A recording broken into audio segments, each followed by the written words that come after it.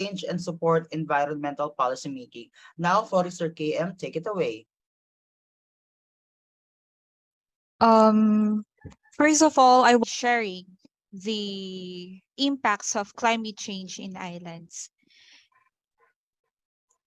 As you may all know, the Philippines is one of the islands in Southeast Asia, which is devastated by super typhoons. So it has been like this since 10 years from now. And with the impacts of climate change, it's gonna be more severe in the future. So we have studies that can prove that the Philippines and other Southeast Asian nation would be severely impacted by the climate change. So can we do something about it as a youth, or can our government and other stakeholders can collaborate and come up with a holistic solution in mitigating and adapting to climate change? So let's see. So introduction. Pacific Islands are particularly vulnerable to climate change due to their geographical location, small size, and limited resources.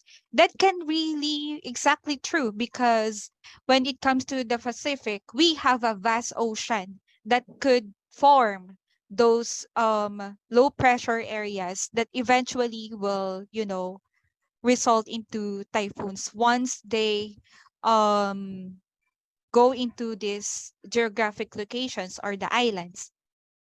So the rising sea levels are putting islands which hold approximately 20% of the Earth's biodiversity at risk.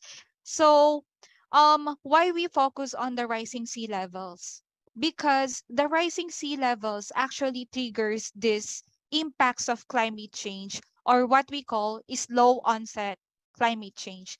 These are the, sea level rise, biodiversity loss, ocean acidity, which we will discuss later. And what is the cause of sea level rise? Why it is happening right now?